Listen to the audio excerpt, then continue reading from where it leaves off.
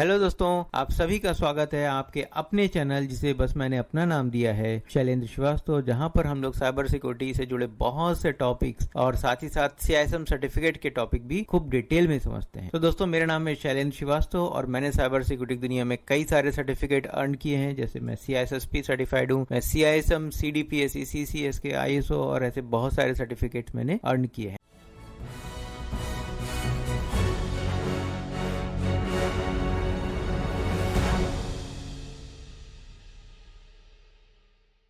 तो दोस्तों, क्या आप जानते हैं किसी भी कंपनी में सिक्योरिटी सिर्फ IT टीम की जिम्मेदारी नहीं होती है। किसी भी ऑर्गेनाइजेशन में सिक्योरिटी को सही से इम्प्लीमेंट करने के लिए स्टीयरिंग कमेटी बनाई जाती है, जिससे अलग अलग टीम के सीनियर मेंबर शामिल होते हैं। आज हम समझेंगे स्टीयरिंग कमेटी क्या होती है, क्यों जरूरी है और ये कैसे बिजनेस और सिक्योरिटी के बीच बैलेंस बनाने में मदद करती है। समझते हैं स्टीयरिंग कमेटी का role in information security. Steering committee की क्यों जरूरत पड़ती है, चलिए इसे आसान भाषा में समझते हैं। पहला पॉइंट है सिक्योरिटी को बिजनेस के साथ अलाइन करना। सिक्योरिटी का प्रभाव पूरे बिजनेस पर पड़ता है, इसलिए इसे सिर्फ IT डिपार्टमेंट तक सीमित नहीं रखा जा सकता। स्टीयरिंग कमेटी ये सुनिश्चित करती है कि सिक्योरिटी बिजनेस गोल के साथ अच्छे से इंटीग्रेट हो। एग्जाम्पल, अगर कोई ई-कॉमर्स कंपनी नए डिजिटल पेमेंट मेथड लाने की सोच रही है तो स्टीयरिंग कमेटी यह तय करेगी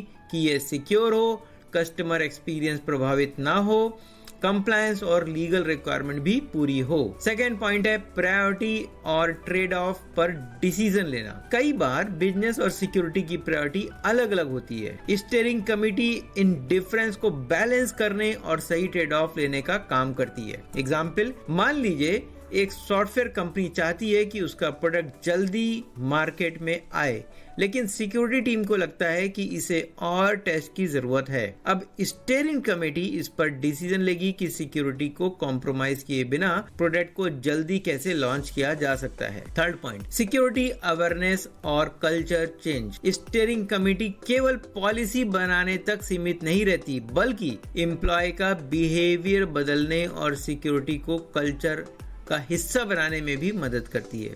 एग्जाम्पल, अगर किसी ऑर्गेनाइजेशन में फिशिंग अटैक बढ़ रहे हैं तो स्टीयरिंग कमेटी यह तय करती है कि एम्प्लॉय के लिए अवेयरनेस ट्रेनिंग कराई जाए, strong email security measures implement किए जाएं और इंसिडेंट रिस्पांस प्लान को भी अपडेट किया जाए। स्टीयरिंग कमेटी का एजेंडा कुछ इस तरीके से होता है कि सिक्योरिटी स्ट्रेटेजी और बिजनेस इंटीग्रेशन, सिक्योरिटी से जुड़ी पॉलिसी और उसके इम्प्लीमेंट की प्रगति हो, इमर्जिंग रिस्क और कंप्लायंस इशू, बिजनेस यूनिट और इंफॉर्मेशन टीम के बीच में कोऑर्डिनेशन होता रहे। तो दोस्तों, अब समझते हैं कंक्लूजन। आज हमने सीखा कि स्टीयरिंग कमेटी किसी भी ऑर्गेनाइजेशन में सिक्योरिटी और बिजनेस के बीच बैलेंस बनाने में काम करती है। यह सुनिश्चित करती है कि सिक्योरिटी पॉलिसी बिजनेस ऑब्जेक्टिव के खिलाफ ना जाए, रिस्क और कंप्लायंस से जुड़ी समस्याओं का समय रहते हैंडल किया जाए, सिक्योरिटी अवेयरनेस और कल्चर को भी इम्प्रूव किया जाए। अगर आपको ये जानकारी उपयोगी लगी हो तो ये वीडियो को लाइक करें, शेयर करें और चैनल को सब्सक्राइब करना ना भूलें। मिलते हैं अपने अगली वीडियो में, तब तक सुरक्षित रहें और स्टे सिक्योर।